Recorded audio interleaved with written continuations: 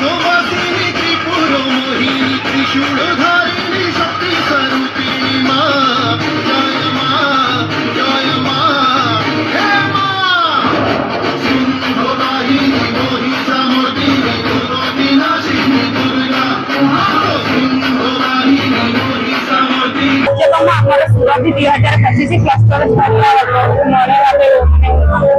ଏଠି ଅନୁଷ୍ଠିତ ହୋଇଅଛି। ଏଠିକାର ସମସ୍ତ ଶିକ୍ଷକ ଶିକ୍ଷୟିତ୍ରୀ ମୋତେ ବହୁତ ସାହାଯ୍ୟ କରିଛନ୍ତି। ଆଉ କେମିତି ଏ ପ୍ରୋଗ୍ରାମଟି ସୁରୁଖୁରୁ ଭାବରେ ହେଇପାରିବ ସେଥିପ୍ରତି ଆମେ ସମସ୍ତେ ଧ୍ୟାନ ଦେଇଛୁ। ଆଉ ସମସ୍ତ ଶିକ୍ଷକ ଶିକ୍ଷୟିତ୍ରୀ କ୍ଲଷ୍ଟର ସମସ୍ତ ଶିକ୍ଷୟିତ୍ରୀଙ୍କୁ ମୁଁ ଧନ୍ୟବାଦ ଅର୍ପଣ କରୁଛି। ଆଉ ଆମର ପିଲାମାନେ ତାଙ୍କ ପ୍ରତିଭା ଏଠୁ ସିଲେକ୍ସନ ହେଇକି କ୍ଲବ ସ୍ତରରେ କିପରି ଭଲ କରିବେ ତାଙ୍କର କାମନା କରୁଛି। ଆମର ଏଠି 12ଟି ସ୍କୁଲର ପିଲାମାନେ ଭାଗ ନେଇଛନ୍ତି। ଗୋଟିଏ ହାଇସ୍କୁଲ, 3ଟି ଉପରା ଆଉ 8ଟି ପ୍ରାଇମେରୀ ସ୍କୁଲ। କୁଇଜ ପ୍ରତିଯୋଗିତା ହେଉଛି, ନାଚ ପ୍ରତିଯୋଗିତା ଅଛି, ଆମର ଏଠି ସୃଜନଶୀଳ ଲିଖନର ପ୍ରତିଯୋଗିତା ହେଇଛି। ଏମିତି ବିଭିନ୍ନ ପ୍ରକାର ଯେମିତି ପିଲାମାନଙ୍କର ପ୍ରତିଭା ଆଗକୁ ଆସିପାରିବ ସମସ୍ତ ପ୍ରକାରର ପ୍ରତିଯୋଗିତା ହୋଇଅଛି। ପିଲାମାନଙ୍କ ପାଇଁ ଏହା ବାର୍ତ୍ତା ରଖିବି ମୁଁ ସେମାନଙ୍କର ଆଗକୁ ଯିବା ପାଇଁ ମୁଁ ଶୁଭକାମନା ଜ୍ଞାପନ କରୁଛି। ଆଉ ସମସ୍ତେ ବ୍ଲକ ସ୍ତରରେ ଯାଇକି ମଧ୍ୟ ତାଙ୍କର ପ୍ରତିଭାକୁ କରିବା ପାଇଁ ମୁଁ ସମସ୍ତଙ୍କୁ ସେଥିପ୍ରତି ଶୁଭକାମନା ଜ୍ଞାପନ କରୁଛି। ଶ୍ରୀଯୁକ୍ତ ପ୍ରସନ୍ନ କୁମାର ସ୍ୱାଇଁ HCRCC ହରିୟନ୍ତା ଉପରା କ୍ଲଷ୍ଟର। ଆଜି ପିଲାମାନଙ୍କର ଏକ ଶୃଙ୍ଖଳିତ କାର୍ଯ୍ୟକ୍ରମ ପିଲାମାନଙ୍କର ବର୍ଷ ସାରା ଉତ୍କଣ୍ଠା କରି ରହିଥାନ୍ତି କେବେ ଏହି କାର୍ଯ୍ୟକ୍ରମ ହବ। ଏହା ହେଉଛି ସୁରଭି ପିଲାମାନଙ୍କର ସମସ୍ତ ଶୈକ୍ଷିକ ସଶୈକ୍ଷିକ କାର୍ଯ୍ୟକ୍ରମକୁ ବିକାଶ କରିବା ପାଇଁ ଏହା ଏକ ମାଧ୍ୟମ। ତେଣୁ ପିଲାମାନେ ଅପେକ୍ଷା କରି ରହିଥାନ୍ତି କେବେ ସୁରଭି କାର୍ଯ୍ୟକ୍ରମ ହବ। ଏହା ଆଞ୍ଚଳିକ ସ୍ତରରେ ଆଞ୍ଚଳିକ ସାଧନ କେନ୍ଦ୍ର ସ୍ତରରେ ଏହି କାର୍ଯ୍ୟକ୍ରମ ଅନୁଷ୍ଠିତ ହେଉଛି ହରିୟନ୍ତା କ୍ଲଷ୍ଟରରେ। ତାପରେ ବ୍ଲକ ଲେଭେଲରେ ଆରମ୍ଭ ହବ।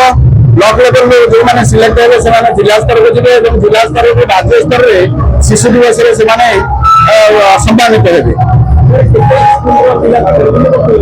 ଏଠି 12ଟି ସ୍କୁଲର ପିଲାମାନେ ଅଂଶଗ୍ରହଣ କରିଛନ୍ତି। ସେଥିମଧ୍ୟରୁ 11ଟି ରହୁଛନ୍ତି ପ୍ରାଥମିକ ସ୍ତର, ଉଚ୍ଚ ପ୍ରାଥମିକ ସ୍ତରର ଏବଂ ଗୋଟିଏ ଅଛନ୍ତି ଉଚ୍ଚ ବିଦ୍ୟାଳୟ ସ୍ତରର। ପ୍ରାୟ 164 ଜଣ ପିଲା ଅଂଶଗ୍ରହଣ କରିଛନ୍ତି। ଏଥିରେ ସର୍ବମୋଟ 164 ଜଣ ଅଂଶଗ୍ରହଣ କରିଛନ୍ତି। ଆମର 15ରୁ ଇଭେଣ୍ଟ ଅଛି। ପ୍ରତ୍ୟେକ ଇଭେଣ୍ଟରେ ସମସ୍ତ ବିଦ୍ୟାଳୟ କ୍ଲଷ୍ଟର ସ୍ତରୀୟ ସମସ୍ତ ପ୍ରାଥମିକ ଉଚ୍ଚ ପ୍ରାଥମିକ ବିଦ୍ୟାଳୟର ଅଂଶଗ୍ରହଣକାରୀମାନେ ଅଂଶଗ୍ରହଣ କରୁଛନ୍ତି। ବିଭୂତିଭୂଷଣ ସାହୁ ପ୍ରାକ୍ତନ ପ୍ରଧାନ ଶିକ୍ଷକ ହରିୟନ୍ତା ରାତ୍ରି ବିଦ୍ୟାଳୟ ତଥା ଏ କାର୍ଯ୍ୟକ୍ରମର ଅତିଥି ଭାବରେ ଯୋଗ ଦେଇଛି। ଏହା ଏକ ପିଲାମାନଙ୍କର ଯାତ୍ରା କହିଲେ ଅତ୍ୟୁକ୍ତି ହେବ ନାହିଁ।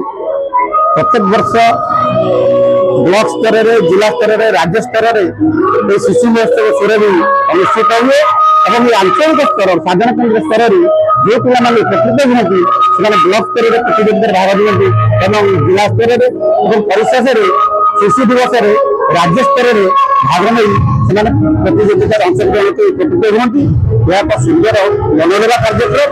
ପ୍ରତ୍ୟେକ ପିଲା, ପ୍ରତ୍ୟେକ ଅଭିଭାବକ, ପ୍ରତ୍ୟେକ ବିଦ୍ୟାଳୟର ଶିକ୍ଷକ ଶିକ୍ଷିକା ଏହି କାର୍ଯ୍ୟକ୍ରମକୁ ଅପେକ୍ଷା କରିଥାନ୍ତି ଯେ ଆମ ପିଲା କିଭଳି ପ୍ରତିପାଦନ କରିଛନ୍ତି ଏବଂ ଭବିଷ୍ୟତରେ କିଭଳି ସୁନାଗରିକ ଗଢ଼ିବେ, ସେ ତାଙ୍କର ଏଇଟା ପ୍ରୟାସ ଏବଂ ଏ କାର୍ଯ୍ୟକ୍ରମ କରିଛନ୍ତି।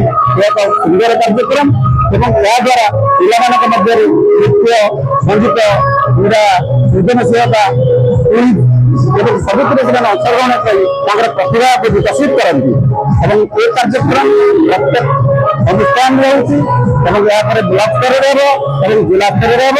ଯେହେତୁ ଏ କାର୍ଯ୍ୟକ୍ରମରେ ମୁଁ ଆଜି ଅତିଥି ଭାବରେ ଯୋଗ ଦେଇ ଧନ୍ୟବାଦ କରୁଛି।